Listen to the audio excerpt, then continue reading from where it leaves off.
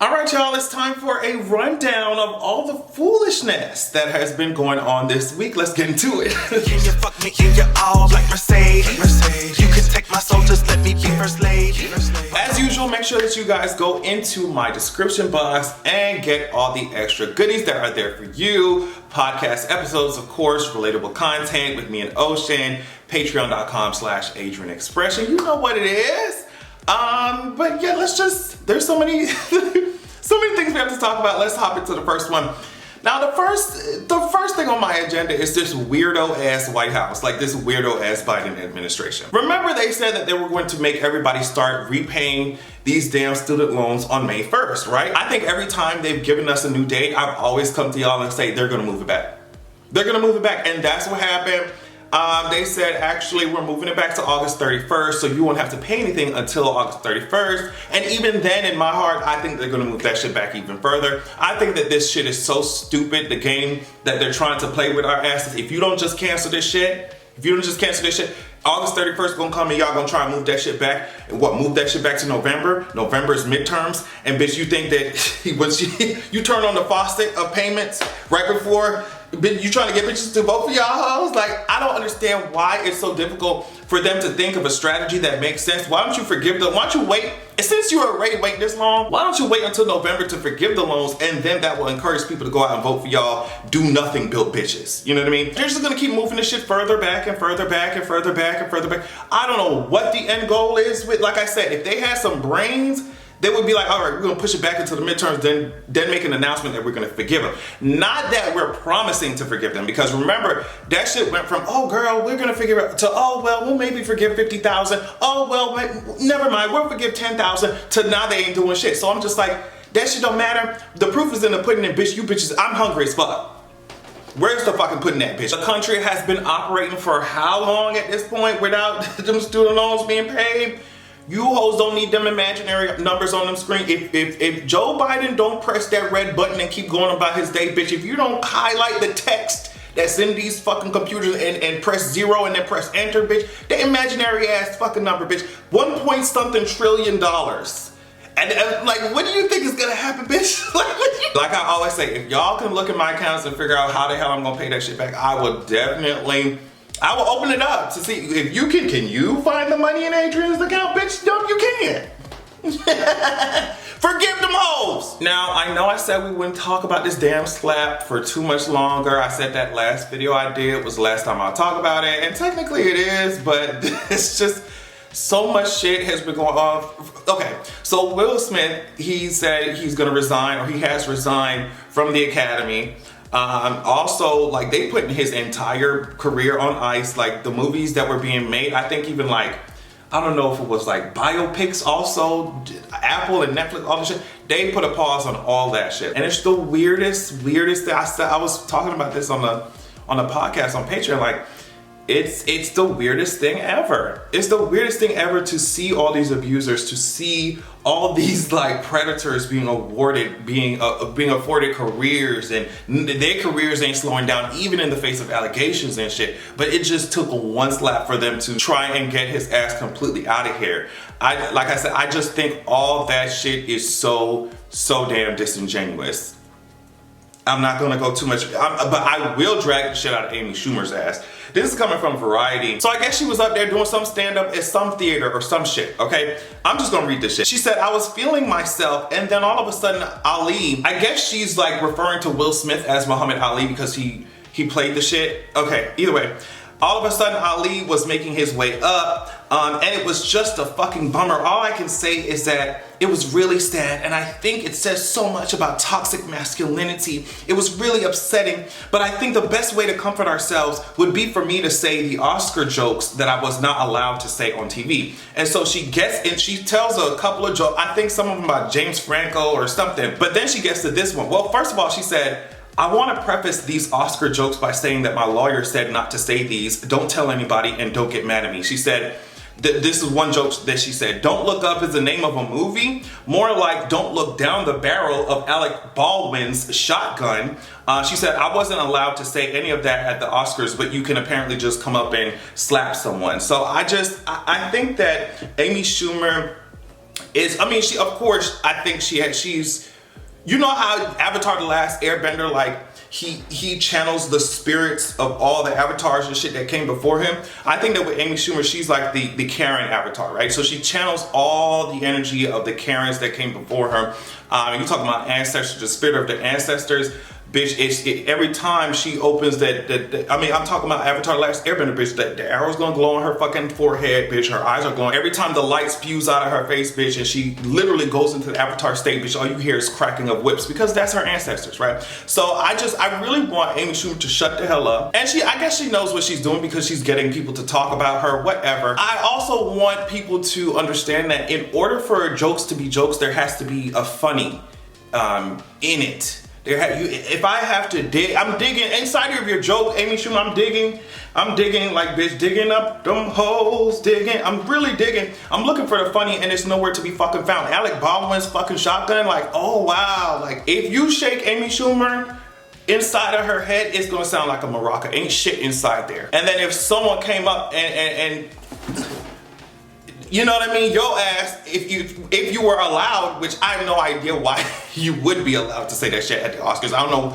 what made you think that you would be allowed to say that shit. But if someone came up there and after you said that shit, talking about Alec Baldwin's shotgun, like the family's still not fucking mourning, all of a sudden you would just act so surprised. You'd be so surprised. So I don't know, even just seeing her fucking face, hearing her whiny ass voice, it's annoying as hell. I just want to let y'all know that. It's like, first of all, they saved your ass by not allowing you to say that shit on stage. But then you go on another stage and say this heinous shit, weirdo shit.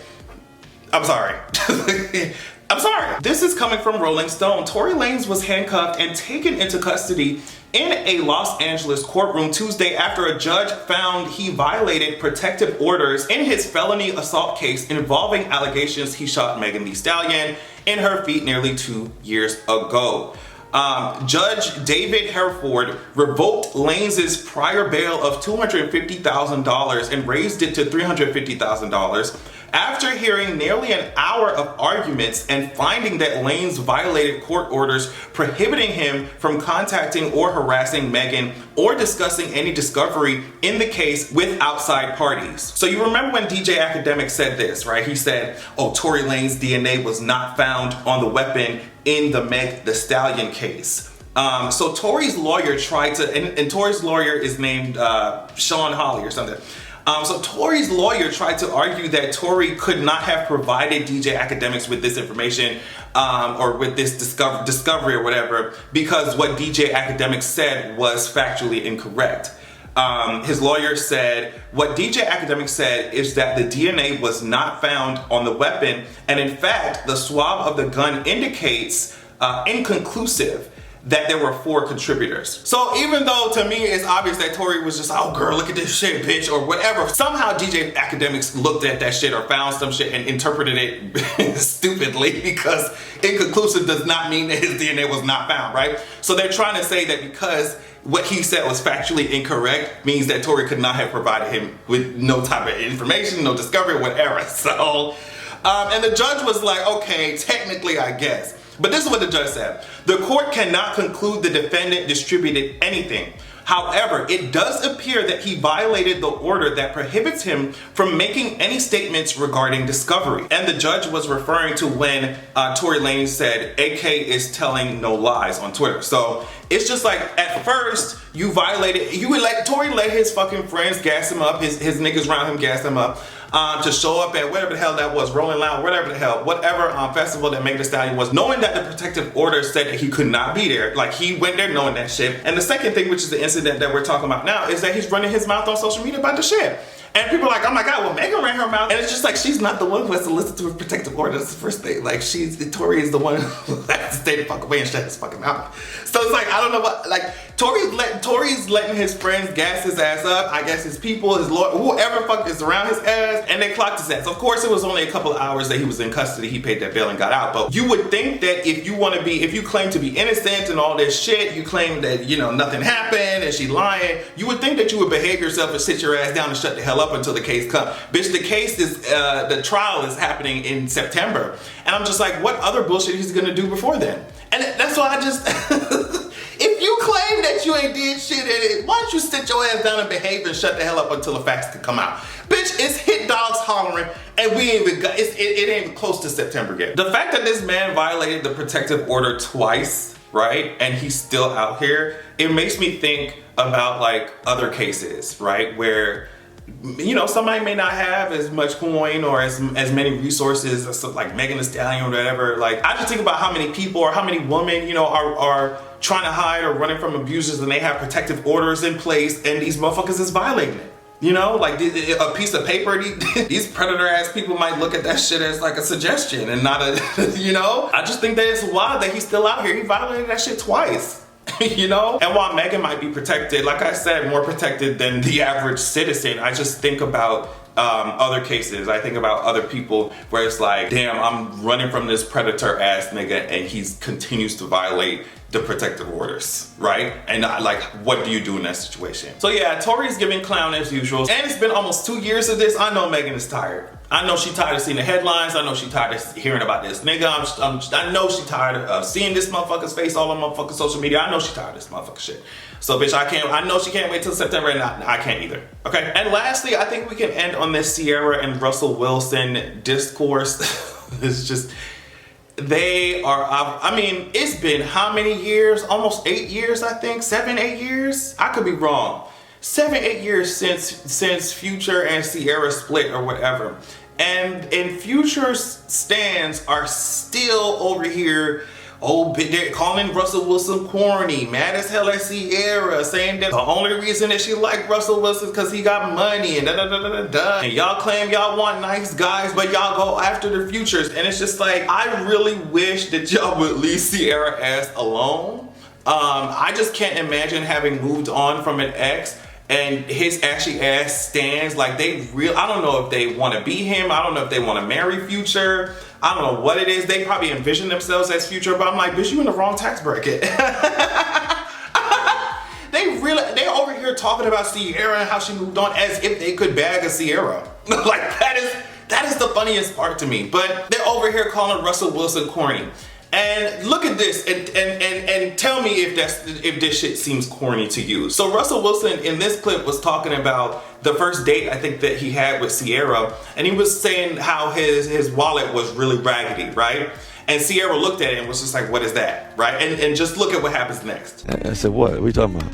She said, that wallet, you losing with that. I said, I put my finger, I said, first of all, with me, you never lose. Ooh. I said, second of all, I said, that wallet, that shows consistency. Shows consistency. That's what you're gonna get from me. So I'm just like, bitch, that don't seem corny to me. That don't seem corny to me, bitch. He would have had me. What are you talking about? That's not corny. That's not, to me, that's not corny. What's corny is not taking care of your motherfucking kid. Okay, to me, that's what corny is. What's corny is walking around here acting like you are, you know, just 100% player. You just, you know, you dog bitches out and all this shit. That's how they talk. Bitch, but meanwhile, you over here looking at what they got, looking at what Ciara and Russell Wilson got, mad as fuck, insecure as fuck, girl. We see right through that shit. And so Future stands are over here acting like, oh, bitch, they're so pissed to see Russell and Ciara together. And I think, and after how many years? And I think it has to do with the fact that Ciara was supposed to struggle. She was supposed to struggle. She was supposed to just, you know, be pissed as fuck forever, tolerate the bullshit that she was experiencing with Future forever. And how dare she elevate? How dare she and not look back on top of that? And it's just like, how do these people have such a huge ego and nothing to back it up with? Like I said, maybe they see themselves as Future, and so Ciara leaving and upgrading and smiling and living and having positive energy around her, it's almost like, okay, well, that's corny as fuck, bitch. I just think that they need to go talk to somebody. Like I said, a few more years, it would be a decade since Future and Ciara didn't stop talking or whatever and split up or whatever. At this point, y'all need to move on. Y'all need help. Y'all need to stop projecting. Y'all just really need to re-examine a lot of things. Because, like, how can you look at this woman who's smiling and living her best life with her family in a happy relationship? Why does that make y'all mad? Why does that make y'all, I want you to sit and think about that shit. Why does it piss you off so much? In certain men, I think that there is this need, this desire to just control, to trap, control, and to make miserable, to squeeze the life out of some of these women. And if these women do not sit there and take the abuse and take that shit, it's almost like, oh, they're betraying us, they ain't fake, they ain't do it. It's like, what are you talking about? Who want to sit there and get mistreated?